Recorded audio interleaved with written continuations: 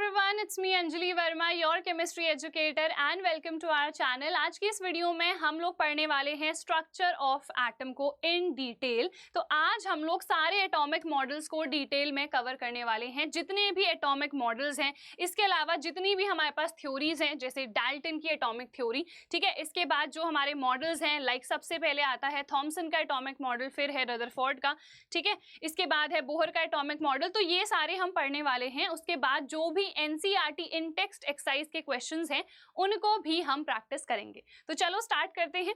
Atomic models, ठीक है।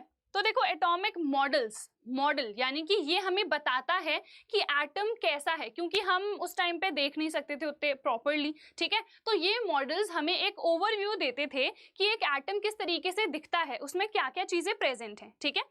So, in the 18th and the 19th centuries, many scientists attempted to explain the structure of the atom with the help of atomic models. Each of these models had its own merits and demerits. Obviously, जैसे Thompson का atomic model आया तो उन्होंने एक base तैयार कर दिया, मतलब हमें बेसिक आइडिया लगने लगा कि यहाँ पर एटम के अंदर क्या क्या चीजें हैं। बट उसमें भी डीमेरिट्स थे, है ना, क्योंकि वो जो हमें आज पता है वैसा एटॉमिक मॉडल नहीं था, ठीक है। तो वो वहाँ पर कुछ मिस्टेक्स भी थी उसमें, तो वो ही हमारे पास डीमेरिट्स कहलाएंगे। और मेरिट्स यानी कि उन्होंने एक बेस तैयार किया, हमें काफी सारी चीजें बताई, ठीक है। उसके बाद आया रदरफोर्ड का मॉडल, अगेन इसमें भी कुछ कमियां थी। उसके बाद आया बोहर का एटॉमिक मॉडल, फिर वहां पर से चीजें बेटर होनी स्टार्ट हुई, ठीक है। तो हर एक मॉडल के कुछ मेरिट्स हैं, कुछ डीमेरिट्स हैं, तो हम ये सारी चीजें डिस्कस करेंगे, ठीक है। The most notable contributions to the field were given by scientists such as John Dalton। तो सबसे पहले जॉन डाल्टन ने हमें मॉडल तो नहीं दिया था, बट उन्होंने हमें थ्योरी दी थी, जहां पर उनके कुछ पोस्टुलेट्स थे। उन्होंने कुछ ओवरव्यू दिया था हमें कि एग्जैक्टली क्या क्या चीजें हैं। अगर एलिमेंट्स के एटम्स हैं तो उनमें क्या सिमिलैरिटीज होंगी, क्या डिससिमिलैरिटीज होंगी between the atoms of two different elements. तो ये सारी चीजें इन्होंने हमको बताई थी, ठीक है। फिर जे थॉमसन, इन्होंने हमें मॉडल दिया था सबसे पहला, फिर रदरफोर्ड, फिर नील बोहर, तो इन्होंने हमको फिर फर्दर मॉडल्स दिए, ठीक है। चलिए, तो आज आते हैं सबसे पहले डाल्टन्स की एटॉमिक थ्योरी पे। According to Dalton's atomic theory, atoms which are indestructible and indivisible building blocks make up all the substances. तो हमें जॉन डाल्टन ने क्या बताया कि जिस तरीके से अगर हमारे पास एक बहुत बड़ी सी बिल्डिंग होती है तो वो कैसे बनती है, ईंटों से, ठीक है। तो ये छोटे छोटे बिल्डिंग ब्लॉक्स होते हैं ना। सिमिलरली अगर हम मैटर की बात करें तो यहाँ पर मैटर के जो बिल्डिंग ब्लॉक्स हैं वो क्या हैं, एटम्स हैं। ये चीजें हम ऑलरेडी प्रीवियस चैप्टर्स में भी पढ़ चुके हैं। सो मैटर के जो बिल्डिंग ब्लॉक्स हैं वो एटम्स हैं, और इन्होंने ये भी कहा कि ये फर्दर इनडिविजिबल हैं। तो कहीं ना कहीं ये एक डीमेरिट था, क्योंकि आपको पता है सब एटॉमिक पार्टिकल्स भी एग्जिस्ट करते हैं, जो हमने देखे ऑलरेडी, प्रोटॉन्स, न्यूट्रॉन्स, इलेक्ट्रॉन्स। तो इन्होंने तो कह दिया कि ये इनडिविजिबल है, इससे ज्यादा छोटी चीज कोई और नहीं है। बट इससे भी छोटी चीजें होती हैं, प्रोटॉन्स हैं, न्यूट्रॉन्स हैं, इलेक्ट्रॉन्स हैं, जो कि सब एटॉमिक पार्टिकल्स हैं, ठीक है। तो पहला पोस्टुलेट क्लियर हो गया। उसके बाद, unlike other substances which have atoms of different sizes and weights, and elements atoms have all the same size and mass, ठीक है। ये भी इनका एक डीमेरिट था, क्योंकि इन्होंने क्या कहा कि अगर कोई भी एलिमेंट है, let's take an example chlorine, ठीक है, या फिर हाइड्रोजन, सबसे सिंपलेस्ट। तो इन्होंने कहा अगर मेरे पास कोई भी एक पर्टिकुलर एलिमेंट है, उसके मैं कितने ही अलग अलग एटम्स ले लूं, उन सब का जो साइज है, जो उनका मास है, वो सेम आएगा। बट ये ऐसा नहीं होता है, हम आगे चल के अभी देखेंगे आइसोटोप्स। तो isotopes atoms of the same element होते हैं, जिनका जो मास है वो डिफरेंट होता है, ठीक है। तो ये चीज क्लियर है। इनका जो पोस्टुलेट है, इन्होंने जो कहा वो ये है कि अगर एक एलिमेंट के मैं अलग अलग एटम्स लूंगी, ठीक है, जैसे ये क्लोरीन, ये क्लोरीन, ये क्लोरीन, तो इन्होंने कहा आप कितने भी एटम्स ले लो इस पर्टिकुलर एलिमेंट के, उन सब का मास और साइज क्या होगा, सेम होगा, ठीक है। चलो next, the matter is made up of indivisible particles known as atoms. ये यही वाला है, ठीक है, जो हम ऑलरेडी यहाँ पर देख चुके हैं। The properties of all the atoms of a given element are the same including mass. तो ये यही वाला पॉइंट है जो हमने इधर पर लिख रखा है. This can also be stated as all the atoms of an element have identical mass and chemical properties. Atoms of different elements have different masses and chemical properties. तो जो पहला वाला पार्ट है वो तो हमने यहीं पर क्लियर कर दिया था. ये जो दूसरा वाला पार्ट आया है ना, इसको भी देखते हैं. ये भी इनका एक डीमेरिट था, क्योंकि इन्होंने क्या कहा, अगर मैं कोई भी दो अलग एटम्स ले रही हूँ ऑफ डिफरेंट एलिमेंट्स, ठीक है, जैसे ये नाइट्रोजन है और ये कार्बन है, तो इन्होंने क्या कहा कि अगर मेरे पास एटम्स हैं ऑफ डिफरेंट एलिमेंट्स तो इनका जो मास है, जो इनकी प्रॉपर्टीज हैं, वो हमेशा डिफरेंट आएंगी. बट ऐसा भी नहीं होता है, क्योंकि आगे चल के हम आइसोबार्स के बारे में पढ़ेंगे. आइसोबार्स क्या होते हैं, तो हमारे पास एटम्स होते हैं ऑफ डिफरेंट एलिमेंट्स, ठीक है, जिनका एटॉमिक नंबर तो डिफरेंट होगा क्योंकि अलग अलग एटम्स हैं, अलग अलग एलिमेंट्स हैं, बट इनका जो मास होता है ना वो सेम होता है. यहाँ पर जैसे मैंने लिखा है ना नाइट्रोजन और कार्बन, तो इनका जो मास है वो सेम होता है. अब आप कहोगे नहीं, इसका तो 12 होता है, इसका तो 14 होता है, बट इसके और भी आइसोटोप्स एग्जिस्ट करते हैं और फिर जो मास है वो सेम आ जाता है. जैसे कार्बन का एक आइसोटोप होता है जिसका जो मास है वो 14 भी होता है. तो ये और ये क्या हो गए, आइसोबार्स हो गए. अगर अभी कंफ्यूजन हो रही है तो कोई बात नहीं, छोड़ दो, बस जो मैं पोस्टुलेट बता रही हूँ उसको अभी ध्यान दो, ठीक है, कि जॉन डाल्टन ने क्या कहा कि अगर हमारे पास एटम्स हैं ऑफ द सेम एलिमेंट तो उनका मास सेम रहेगा, अगर एटम्स हैं ऑफ डिफरेंट एलिमेंट्स तो उनका जो मास है वो डिफरेंट रहेगा. ठीक है, चलो उसके बाद atoms of different elements combine in fixed ratios to form compounds. ये सब कुछ मैं आपको ऑलरेडी पढ़ा चुकी हूँ, बट एक रिवीजन मैं इसका आपको करा रही हूँ सो दैट जो भी चीजें हम पढ़ चुके हैं वो आपको वापस से याद आ जाए. ठीक है, तो यहाँ पर देखो ये भी हम पढ़ चुके हैं ना पहले ही कि अगर हमारे पास एलिमेंट्स होते हैं डिफरेंट एलिमेंट्स, ठीक है, वो कंबाइन करते हैं और एक पर्टिकुलर कंपाउंड बनाते हैं, है ना, तो हमेशा जो रेशियो है वो फिक्स्ड रहता है, डेफिनेट रहता है. जैसे H2O, तो यहाँ पर अगर मैं बाय मास रेशियो की बात करूं तो जो हाइड्रोजन और ऑक्सीजन है वो हमेशा 1:8 में ही कंबाइन करेंगे. अगर ये रेशियो चेंज हो जाए, 1:9 हो जाए, तो फिर पानी H2O फॉर्म नहीं होगा. ठीक है, atoms can neither be created nor destroyed, ये होता है हमारे पास law of conservation of mass. ठीक है, एटम्स और जो हमारे पास मास है उसको ना हम क्रिएट कर सकते हैं ना ही हम डिस्ट्रॉय कर सकते हैं. ठीक है, the formation of new products compounds result from the rearrangement of existing atoms in a chemical reaction. जैसे कि हाइड्रोजन और ऑक्सीजन आपस में रिएक्ट कर रहे हैं, ठीक है, तो यहाँ पर पानी बन रहा है. ठीक है, तो जो एटम्स हैं ना हम क्रिएट कर रहे हैं ना उनको हम डिस्ट्रॉय कर पा रहे हैं. बस हो क्या रहा है, जब कोई भी केमिकल रिएक्शन हो रही है ना तो वहां पर रीअरेंजमेंट हो रहा है of the existing atoms.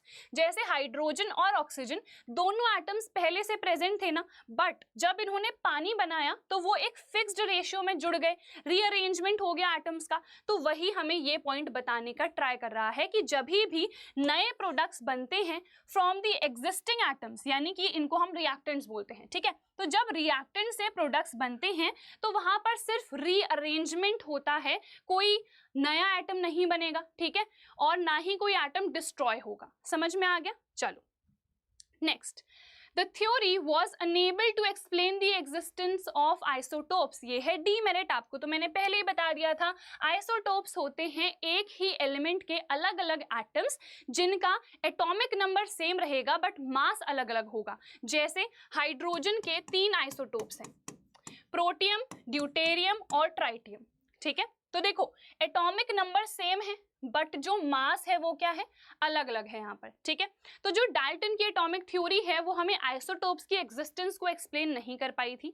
Nothing about the structure of the atom was appropriately explained, क्योंकि इन्होंने हमें नहीं बताया about the neutrons, the protons. ठीक है, तो उनके बारे में नहीं एक्सप्लेन करा, तो स्ट्रक्चर ऑफ एटम जो है वो प्रॉपरली इनकी जो थ्योरी है वो एक्सप्लेन नहीं कर पाई. ठीक है, later scientist discovered particles inside the atoms that prove the atoms are divisible. है ना, सबसे पहला पॉइंट जो हमने डिस्कस करा था, इन्होंने तो कह दिया था जॉन डाल्टन ने कि जो एटम्स हैं वो इनडिविजिबल हैं, बट फर्दर अभी तो हमें पता है ना कि वो डिविजिबल हैं.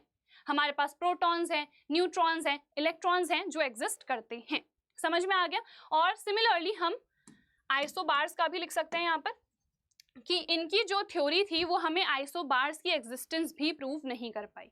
ठीक है, चलो अब आ जाते हैं हम एटॉमिक मॉडल्स में। अभी तो हमने बेसिक थ्योरी देखी, जो भी पोस्टुलेट्स थे उनको हमने डिस्कस करा। अब यहाँ पर हम लोग थॉमसन का एटॉमिक मॉडल देखने वाले हैं। बहुत ही सिंपल है, ये सब छोड़ो, सीधे डायग्राम पर आ जाओ। ये डायग्राम देख रहे हो, ठीक है, ये है प्लम पुडिंग। इसके अलावा यहाँ पर देख रहे हो ये वाटरमेलन। ठीक है, तो बस यही मॉडल है थॉमसन का। इन्होंने क्या कहा, जस्ट लाइक एक वाटरमेलन में जो रेड एरिया होता है, ठीक है, जिससे वो पूरा बना है, वो हमारे पास पॉजिटिव चार्ज है, विच मीन्स जो एंटायर स्फेयर है एटम का वो पॉजिटिव चार्ज से मिलके बना है, और जो इलेक्ट्रॉन्स हैं वो इसमें एम्बेडेड हैं इस तरीके से। ये देख रहे हो ना, जो सीड्स होते हैं, तो जैसे सीड्स एम्बेडेड होते हैं ना किसमें, वाटरमेलन में, इन द सेम वे जो इलेक्ट्रॉन्स हैं यानी कि जो नेगेटिव चार्ज है वो इस पॉजिटिव चार्ज में इस तरीके से एम्बेडेड है। सिमिलरली प्लम पुडिंग भी आप इसको कह सकते हो, समझ सकते हो। तो प्लम पुडिंग मॉडल में भी देखो, हमारे पास ये जो पॉजिटिव स्फेयर है पूरा वो पुडिंग है, और जो प्लम्स हैं उसमें वो नेगेटिवली चार्ज्ड हमारे पास पार्टिकल्स हैं यानी कि इलेक्ट्रॉन्स हैं। हेंस वी कैन से कि जिस तरीके से एक प्लम पुडिंग में जो प्लम्स हैं वो एम्बेडेड होते हैं किसमें, पुडिंग में, या फिर जिस तरीके से एक वाटरमेलन में जो सीड्स हैं वो एंटायर रेड एरिया में एम्बेडेड होते हैं, इसी तरीके से एक एटम में भी क्या होता है, जो हमारे पास इलेक्ट्रॉन्स हैं वो एम्बेडेड होते हैं in the positive sphere, in the positive charge. ठीक है, तो यहाँ पर देखो ये पूरा क्या है, ये जो पूरा स्फेयर हमने बनाया है ये पॉजिटिव चार्ज वाला एरिया है, और जो इलेक्ट्रॉन्स हैं देखो वो कैसे हैं, यहाँ पर एम्बेडेड है। समझ में आ गया। तो बस अब हम यहाँ पर आ जाते हैं। Thomson described the atomic structure as a positively charged sphere into which negatively charged electrons were embedded। ठीक है, तो ये चीज क्लियर हो गई। It is commonly referred to as the plum pudding model, या फिर आप इसको watermelon model भी कह सकते हो, because it can be visualized as a plum pudding dish, जहाँ पर जो पुडिंग है वो पॉजिटिव चार्ज को डिनोट कर रही है, और जो प्लम के पीसेस हैं वो इलेक्ट्रॉन्स को रिप्रेजेंट कर रहे हैं। ठीक है, तो बस ये चीज क्लियर हो गई।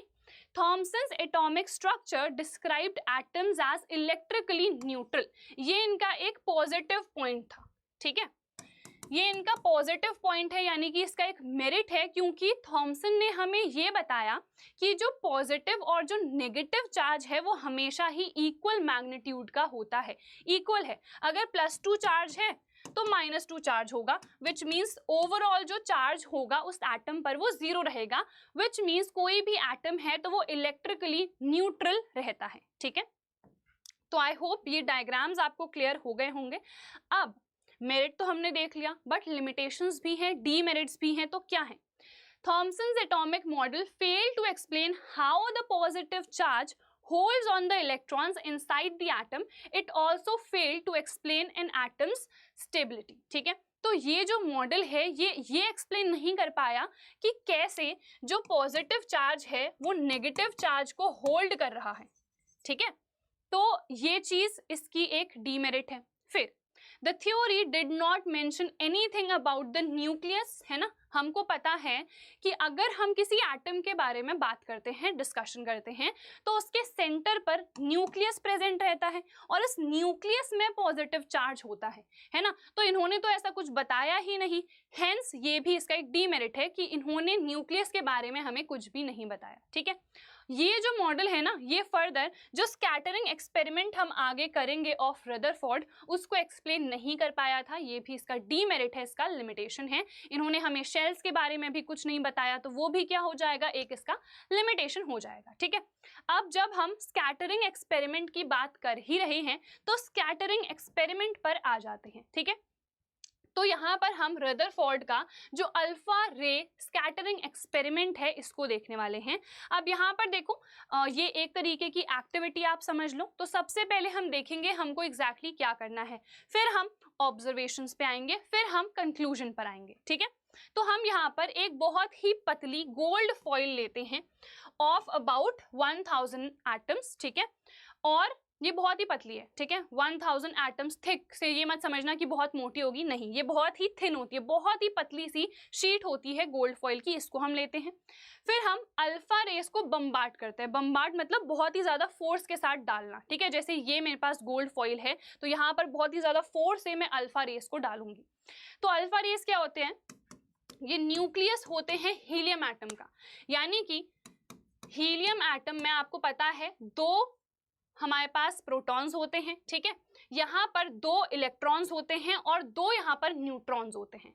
जब हम क्या करते हैं, जो 2 इलेक्ट्रॉन्स हैं उनको निकाल देंगे, ठीक है, तो यहाँ पर देखो ये मेरे पास न्यूक्लियस है, यहाँ पर हमने कहा 2 प्रोटॉन्स होंगे 2 न्यूट्रॉन्स होंगे, ठीक है, और यहाँ पर 2 क्या होंगे, इलेक्ट्रॉन्स होंगे, ठीक है। तो जब इन 2 इलेक्ट्रॉन्स को मैं निकाल दूं तो He2+ बनेगा, है ना, तो सिर्फ हमारे पास क्या बचेगा, कोई शेल तो बची नहीं, सिर्फ क्या बचा, ये न्यूक्लियस बचा, है ना, तो इसको हम क्या कहते हैं, nucleus of the helium atom कहते हैं, ठीक है, डबली चार्ज्ड हीलियम He2+, ये क्या है, अल्फा रेज है। अब ये जो अल्फा रेज होती है ना, ये रेडियो एक्टिव होती है, तो इनका जो सोर्स है वो भी रेडियो एक्टिव होगा, ठीक है। तो अल्फा रेस को हम यहाँ पर बम्बार्ड करते हैं, उसके बाद हम यहाँ पर एक जिंक सल्फाइड की स्क्रीन लगाए रखते हैं, क्योंकि यहाँ पर जब भी जो पार्टिकल्स हैं वो पड़ते हैं तो वहाँ पर ग्लो इफेक्ट आता है, तो हमको समझ में आ जाता है कि हाँ यहाँ पर ये रे पड़ी है, ठीक है। सो जिंक सल्फाइड की स्क्रीन को हम प्लेस करते हैं बिहाइंड द गोल्ड फॉइल। किस तरीके से करेंगे, तो यहाँ पर देख लो diagram, this is the diagram, very important. ये हमारा सोर्स है, रेडियो एक्टिव सोर्स है ये, ठीक है, और यहाँ पर लेड ब्लॉक लगा रखा है, क्योंकि जो रेडियो एक्टिव पार्टिकल्स होते हैं वो काफी ज्यादा हार्मफुल होते हैं, तो जो लेड है वो उनका जो एमिशन है वो ब्लॉक कर देता है। तो सिर्फ एक पॉइंट है, देखो सिर्फ इस पॉइंट से ये रेज बाहर आ रही हैं, बाकी जगह लेड ब्लॉक लगा हुआ है, सो दैट वो जो रेडियो एक्टिव पार्टिकल्स हैं, जो अल्फा पार्टिकल्स हैं, वो इधर उधर रैंडमली ना जा सके, क्योंकि ये बहुत हार्मफुल होते हैं, ठीक है। So this is the source of the alpha particles. यहाँ पर देखो जिंक सल्फाइड की स्क्रीन लगा रखी है, क्योंकि ये फ्लोरेसेंट होती है, जैसे ही जो अल्फा रेज है वो इन पे पड़ते हैं तो ये चमकने लगती है, ठीक है। यहाँ पर देखो हमने पतली सी क्या लगा रखी है, गोल्ड फॉइल। अब सिमिलरली देखो इधर पर हमने ये पूरा एरिया जिंक सल्फाइड का लिया है, अगेन क्यों, सो दैट जो अल्फा रेज हैं वो यहाँ से बाहर ना जाए, ठीक है। And this whole apparatus is in a vacuum, vacuum में क्यों है, सो दैट अगेन एयर के थ्रू वो बाहर पास आउट ना हो सके, ठीक है। तो ये क्लियर हो गया है। अब देखो होगा क्या, अल्फा सोर्स से अल्फा पार्टिकल्स बाहर को आएंगे, तो रैंडम डायरेक्शंस में वो ओरिएंट हो जाएंगे, ठीक है, कुछ स्ट्रेट जा रहे हैं देख रहे हो आप, कुछ पीछे को आने का ट्राई कर रहे हैं, कुछ बहुत ही लार्ज एंगल से क्या हो रहे हैं, डेविएट हो रहे हैं। तो ये सब क्यों हो रहा है, इसको हम देखते हैं ऑब्जर्वेशंस की हेल्प से, ठीक है। यहाँ पर देखो इसको अच्छे से अगर हम स्टडी करें तो ये जो हमने गोल गोल बनाए हैं ये क्या है, एटम्स हैं, ठीक है, इनके बीच में ये जो छोटू सा हमने डॉट बना रखा है ये क्या है, न्यूक्लियस है। अब देखो क्या हुआ कि ये मेरे पास एटम्स हैं किसके, गोल्ड के। अब जो अल्फा पार्टिकल्स हैं वो कैसे हैं मुझे बताओ, पॉजिटिवली चार्ज है ना, अभी तो देखा He2+, तो विच मीन्स क्लियरली मुझे पता है कि ये जो अल्फा पार्टिकल्स हैं ये पॉजिटिवली चार्ज्ड है। कुछ तो देखो बिल्कुल सीधे चले गए, है ना, कुछ क्या हुआ यहाँ पर देखो ये डेविएट हो गए, इस तरीके से आ गए, ठीक है, कुछ देखो यहाँ पर से ऐसे डेविएट हुए थे, कुछ इस तरीके से डेविएट हो रहे हैं, कुछ में लार्ज डेविएशन आ रहा है, कुछ तो बिल्कुल देखो बाउंस बैक कर गए, बिल्कुल सीधे आना चाह रहे थे बट वो पीछे आ गए, ठीक है, आगे जाना चाह रहे थे बट वो बाउंस बैक हो गए। तो ये सब क्यों हो रहा है, तो यहाँ पर मेनली हम क्या देख रहे हैं, कुछ तो सीधे जा रहे हैं, ठीक है, कुछ में डेविएशन आ रहा है इस तरीके से, ठीक है, कुछ बहुत लार्ज एंगल से डेविएट होंगे, कुछ क्या करेंगे, बाउंस बैक कर जाएंगे इस तरीके से। तो ये आखिरकार हो क्यों रहा है, ये हो रहा है बिकॉज ऑफ दिस न्यूक्लियस। तो यहाँ पर से न्यूक्लियस की एंट्री होती है, इस मॉडल की हेल्प से हमको पता चलता है अबाउट द न्यूक्लियस। तो कुछ तो स्ट्रेट जा रहे हैं, उससे मुझे क्या पता चल रहा है, जो मैक्सिमम होते हैं ना वो स्ट्रेट चले जाते हैं, तो विच मीन्स मुझे यहाँ पर से ये चीज पता चल गई कि जो मैक्सिमम एरिया है किसमें, एटम में, वो एम्प्टी है, वो खाली है। अब बिकॉज वो खाली है तो ऑब्वियसली वो स्ट्रेट ही चले जाएंगे, क्योंकि वहां पर उतना ज्यादा कोई पॉजिटिव चार्ज है नहीं, तो वो सीधे चले गए, ठीक है। फिर देखो उसके बाद क्या हुआ, अब न्यूक्लियस के अगर पास वाले एरिया पे कोई भी अल्फा पार्टिकल पड़ेगा तो न्यूक्लियस तो क्या है, पॉजिटिवली चार्ज, तो पॉजिटिव पॉजिटिव क्या करेंगे, रिपेल करेंगे, जिसकी वजह से इसमें डेविएशन आ जाएगा, ये सीधे नहीं जा पाएगा, ये डेविएट हो जाएगा। कुछ अगर सीधे आके न्यूक्लियस पे पड़ेंगे तो पॉजिटिव पॉजिटिव बिल्कुल रिपेल करते हैं, तो वो आगे जा ही नहीं पाएगा, वो बाउंस बैक कर जाएगा, सीधे पीछे चला जाएगा। ठीक है, तो क्लियर हो गए ऑब्जर्वेशंस, उन्हीं को हमने यहाँ पर लिखा भी है। Most of the rays just went through the gold foil making bright spots in the zinc sulphide screen. कुछ तो बिल्कुल सीधे चले गए और यहाँ पर बहुत ही ब्राइट स्पॉट्स हमको देखने को मिले, देखो ये सीधे चले गए ना। ठीक है, चलो उसके बाद few got reflected after hitting the gold foil, कि ऐसे आ रहे थे और ऐसे ही पीछे चले गए, रिफ्लेक्ट हो गए। ठीक है, 1 in 1000 rays got reflected by an angle of 180 degree, which means ये बिल्कुल बाउंस बैक हो गए। ठीक है, कुछ तो रिफ्लेक्ट हुए एट पर्टिकुलर एंगल्स, ठीक है, डेविएट हुए आप इसको कह सकते हो, और कुछ बिल्कुल बाउंस बैक कर गए। ठीक है, तो ये हमारे ऑब्जर्वेशंस यहाँ पर थे। Since most rays passed through Rutherford concluded that most of the space inside the atom is empty, खाली है, इसीलिए तो सीधे सीधे चले गए। A few rays got reflected because of the repulsion of its positive nature with some other positive charge inside the atom। मतलब इन्होंने क्या कहा कि एटम का जो सेंटर है वहां पर पॉजिटिव चार्ज जो है वो कॉन्सेंट्रेटेड है। ठीक है, तो इन्होंने हमें ये बता दिया कि जो सेंटर है ऑफ द एटम वहां पर जो हमारा पॉजिटिव चार्ज है वो कॉन्सेंट्रेटेड है। अब उसके पास अगर कोई भी अल्फा पार्टिकल गया तो पॉजिटिव पॉजिटिव रिपेल करते हैं, जिसकी वजह से वो रिफ्लेक्ट हो गए। ठीक है, विच मीन्स वो डेविएट हो गए अपने पाथ से। अब जो एक रे है आउट ऑफ द 1000 रेस वो बहुत ही स्ट्रांगली डिफ्लेक्ट हुए, क्यों? क्योंकि वो स्ट्रॉन्ग पॉजिटिव चार्ज के पास आ गए थे, यानी कि वो न्यूक्लियस के पास आ गए थे। ठीक है, ये जो स्ट्रॉन्ग पॉजिटिव चार्ज है, स्ट्रॉन्ग पॉजिटिव एरिया है, उसी को इन्होंने न्यूक्लियस नाम दिया। He said most of the charge and mass of the atom resides in the nucleus। तो इन्होंने हमें ये बताया कि जो हमारे पास पॉजिटिव चार्ज है वो कहाँ कॉन्सेंट्रेटेड है? न्यूक्लियस में। जो मैक्सिमम मास है किसका? एटम का, वो कहाँ कॉन्सेंट्रेटेड है? न्यूक्लियस में। तो पॉजिटिव चार्ज भी और मास भी कहाँ कॉन्सेंट्रेटेड है? न्यूक्लियस में। अब इन्होंने मास के बारे में क्यों बात करी? क्योंकि अगेन देखो यहाँ पर ये सीधे सीधे चले गए तो ये खाली है ना, यहाँ पर कोई मास ही नहीं है, तभी तो सीधे सीधे जा रहे हैं। तो इसीलिए इन्होंने क्या कंक्लूड करा कि जो मैक्सिमम पॉजिटिव चार्ज है और जो मैक्सिमम मास होता है किसी भी एटम का, वो कहाँ रिसाइड कर रहा है, कहाँ पर कॉन्सेंट्रेटेड है? न्यूक्लियस में कॉन्सेंट्रेटेड है। ठीक है, और ये एक्चुअल में फैक्ट भी है, क्योंकि मैंने आपको स्टार्टिंग वाले लेक्चर में भी पढ़ाया था कि जो हमारे पास इलेक्ट्रॉन होता है उसका मास बहुत ही कम होता है, तो जनरली जब हम एड अप करते हैं ना तो हम वो इलेक्ट्रॉन को निग्लेक्ट कर देते हैं। ठीक है, चलिए अब आगे आ जाते हैं। तो यहाँ पर इन्होंने अपने स्ट्रक्चर ऑफ एटम में यानी कि मॉडल में कहीं ना कहीं हम कह सकते हैं क्या क्या चीजें कही। Based on the above observations and conclusions, Rutherford proposed his own atomic structure, which is as follows. Nucleus कहाँ पर है? सेंटर पे ऑफ द एटम, जहाँ पर जो मैक्सिमम चार्ज है, पॉजिटिव चार्ज, और जो मास है वो कॉन्सेंट्रेटेड है। जो इलेक्ट्रॉन्स हैं इन्होंने कहा कि ये जो न्यूक्लियस है इसके अराउंड ये रिवॉल्व करते हैं, बट इन्होंने स्पेसिफिक जो ऑर्बिट टर्म है, जो शेल टर्म है, वो नहीं दिया, तो हमें पता नहीं चला। तो हमने ऐसा सोचा कि ये कुछ इस तरीके से बताना चाह रहे हैं कि इस तरीके से कोई पाथ है जिसमें जो हमारे इलेक्ट्रॉन्स हैं वो रिवॉल्व कर रहे हैं, एंड यही इनका डीमेरिट भी बना था, यही इनका लिमिटेशन भी है। Electrons revolve around the nucleus in a circular orbit similar to the way planets orbit the sun. ठीक है, जिस तरीके से आपको पता है ये सन है तो इसके आसपास जो हमारा अर्थ है या बाकी जो भी प्लैनेट्स हैं वो रिवॉल्व करते हैं, तो इन्होंने कहा सिमिलरली जो इलेक्ट्रॉन्स हैं वो भी न्यूक्लियस के अराउंड क्या कर रहे हैं? रिवॉल्व कर रहे हैं, जिसके लिए एक फोर्स होता है जिसका नाम होता है सेंट्रीपेटल फोर्स, वो रिक्वायर्ड रहता है। ठीक है, ये सब थोड़ा डिटेल वाली चीज़ें हैं जो आप क्लास 11th 12th में पढ़ते हो, तो उसके बारे में ज़्यादा मैं डिटेल में नहीं बताऊंगी। ठीक है, अब क्या लिमिटेशंस है? मैंने आपसे कहा था लिमिटेशंस हैं, तो सबसे बड़ी लिमिटेशन तो यही है कि इन्होंने हमें स्पेसिफिक ऑर्बिट के बारे में कुछ ज़्यादा एक्सप्लेन नहीं करा। इन्होंने ये तो कहा कि ऑर्बिट कर रहा है, बट किस तरीके से कर रहा है, क्या अलग अलग शेल्स हैं या एक ही शेल है, तो ये इन्होंने एक्सप्लेन नहीं करा, जिसकी वजह से काफ़ी ज़्यादा कन्फ्यूजन क्रिएट हो गई। क्योंकि अगर जो इलेक्ट्रॉन्स हैं वो न्यूक्लियस के अराउंड रिवॉल्व कर रहे हैं ना, तो वो एनर्जी स्पेंड कर रहे हैं, है ना। अगर आपसे कह दिया जाए कि पूरा जो सर्कुलर प्लेग्राउंड है वहां पर चक्कर मारो तो एनर्जी स्पेंड होगी। सिमिलरली जब इलेक्ट्रॉन्स जो हैं वो न्यूक्लियस के अराउंड रिवॉल्व कर रहे हैं तो दे आर स्पेंडिंग एनर्जी, उनकी जो एनर्जी है वो रिलीज हो रही है ना।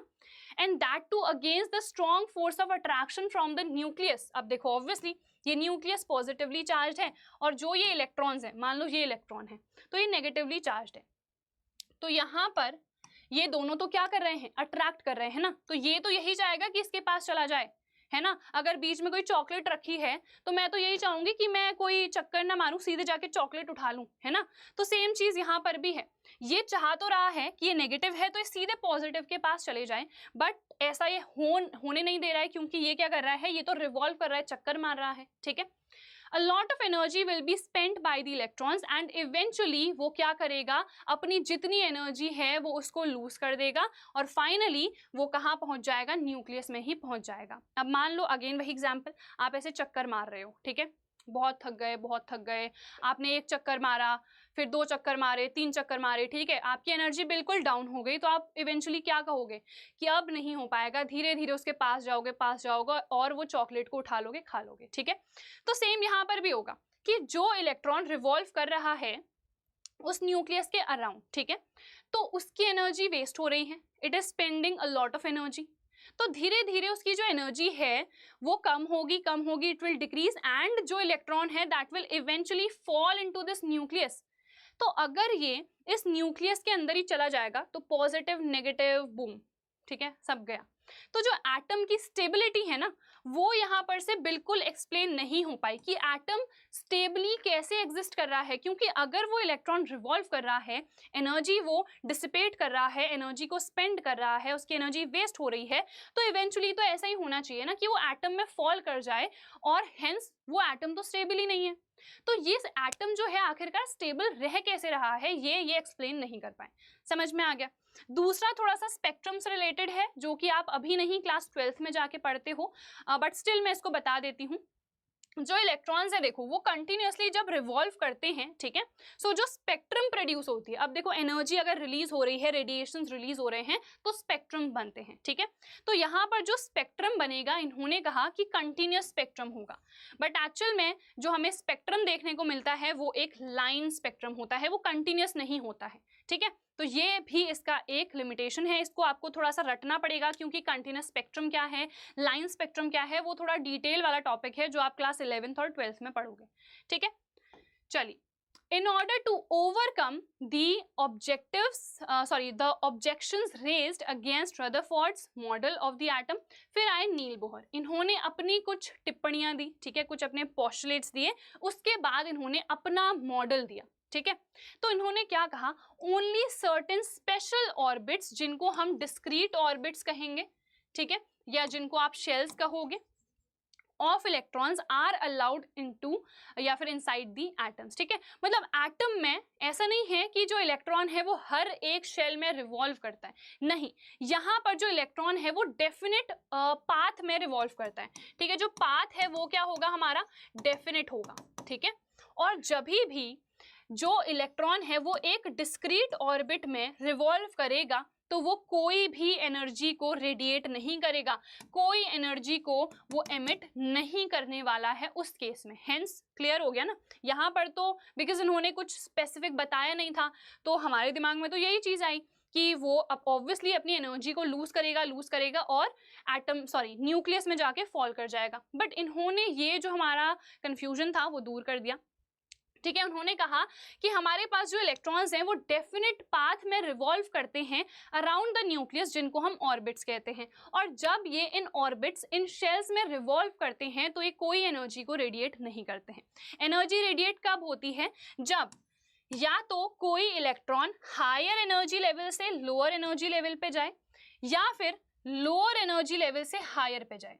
जब ऊपर से नीचे आएगा तो एनर्जी को एमिट करेगा, जब नीचे से ऊपर जाएगा तो एनर्जी को एब्जॉर्ब करता है। जैसे अगर मुझे नीचे से ऊपर जाना है तो मुझे एनर्जी चाहिए, है ना, क्योंकि हम अगेंस्ट द ग्रेविटी जा रहे हैं। बट जब हम ऊपर से नीचे आते हैं ना तो ग्रेविटी का पुल है तो हम इजिली स्लाइड करके आ सकते हैं, है ना। तो वही सेम चीज है, जब ऊपर से नीचे ये आ रहा है ना तो एनर्जी क्या हो रही है, एमिट, और जब नीचे से ऊपर जा रहा है सो इन दैट केस क्या हो रहा है, एनर्जी एब्जॉर्ब हो रही है। क्लियर हो गया। चलो तो अब हम आ जाते हैं बोहर की एटॉमिक थ्योरी पे, इनके मॉडल में। तो सबसे पहले स्टेशनरी ऑर्बिट्स हैं। स्टेशनरी क्यों है? क्योंकि यहाँ पर कुछ इस तरीके का खेल नहीं है, ये मूविंग ऑर्बिट्स नहीं है, ठीक है, ये स्टेशनरी ऑर्बिट्स हैं इस टाइप के। इनको डिस्क्रीट ऑर्बिट्स भी हम बोलते हैं, या फिर आप शेल भी कह सकते हो।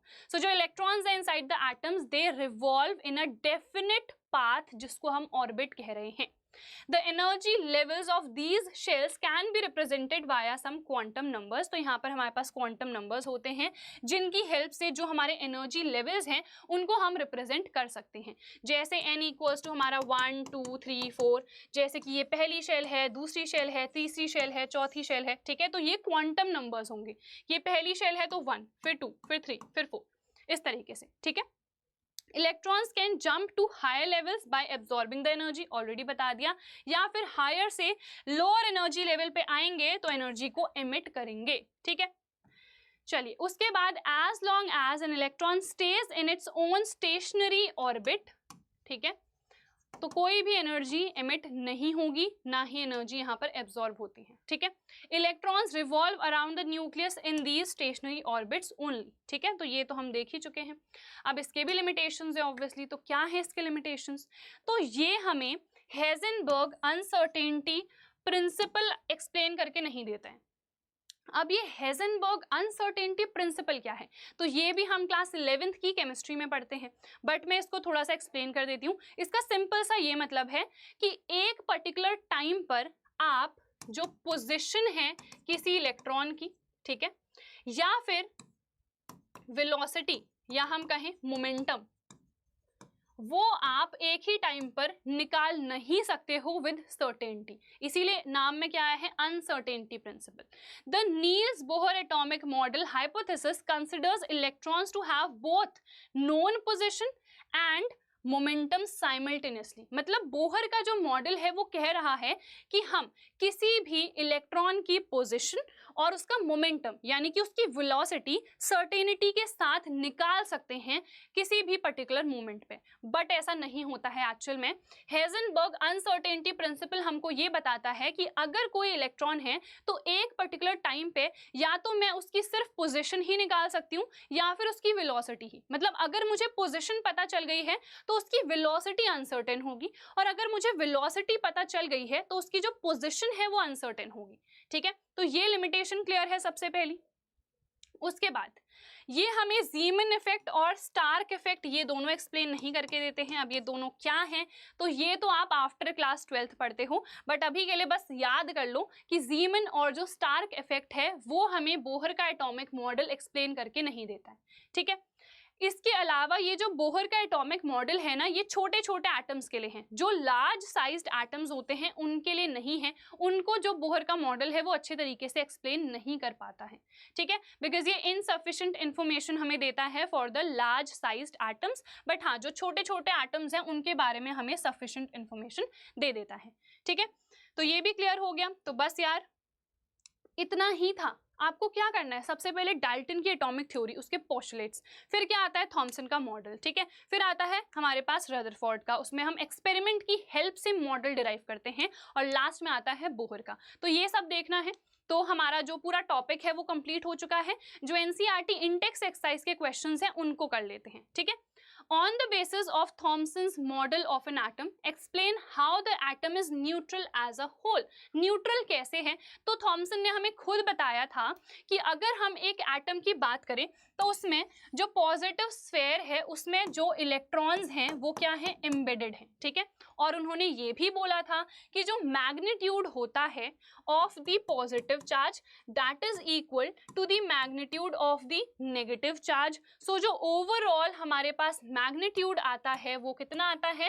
वो 0 आता है। सो जो एटम है वो इलेक्ट्रिकली न्यूट्रल होगा, ठीक है। चलो, on the basis of Rutherford's model of an atom, which subatomic particle is present in the nucleus? Clearly Rutherford ने कहा था कि न्यूक्लियस पे हमारे पास जो पॉजिटिव चार्ज है वो क्या है? कॉन्सेंट्रेटेड है। तो कौन सा सब एटॉमिक पार्टिकल होगा? प्रोटॉन होगा, ठीक है। तो हमारा आंसर क्या हो गया? प्रोटॉन्स। फिर draw a sketch of Bohr's model of an atom with 3 shells.